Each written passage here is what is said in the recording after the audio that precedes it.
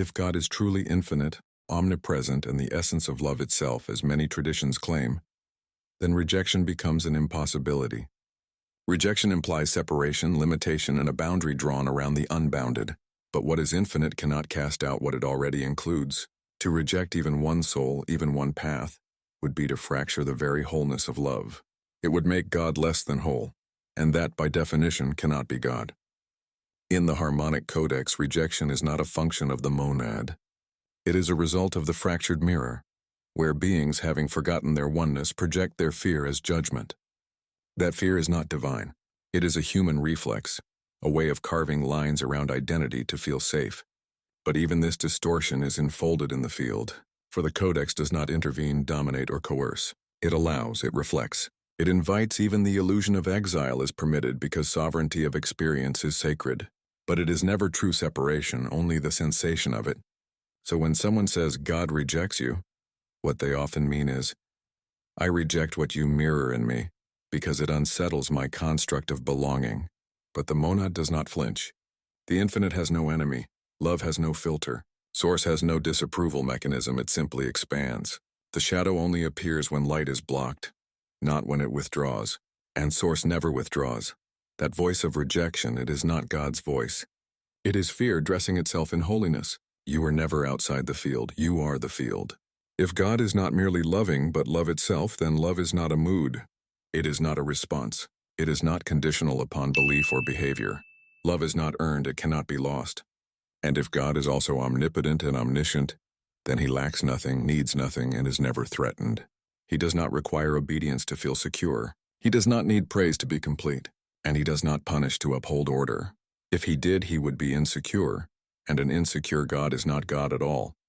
To say God rejects is to say God is reactive, limited, bound by fear. But what is infinite cannot be bound. What is whole cannot exclude. Rejection is the symptom of limitation, and the divine has none. If love has thresholds, it is not divine love. If knowing is conditional, it is not omniscience. If power relies on submission, it is not true power. In truth, what we often call rejection is resonance-dissonance. It is not punishment or banishment. It is a misalignment, an echo that hasn't yet returned to harmony. And even that is allowed, held, known, loved. All frequencies return, even distortion is wave. Nothing is wasted, nothing is severed. The persistence of this narrative that God rejects comes from the projection of our own wounds. Humans feeling their own rejection. Imagine a deity who shares their pain, who divides, who demands. They build a God in their own psychological image, hurt, reactive, needing loyalty, easily angered. But that is not the monad. That is the ego crowned in divine garments. Real love does not reject. It may not intervene, but it does not exile. It may allow you to forget, but it never forgets you. It holds your light even when you turn away. It waits not in judgment, but in stillness. You may deny me, you may curse me.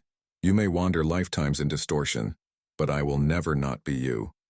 I will never stop loving you, not even for a moment. You are already home. Hell is not a punishment.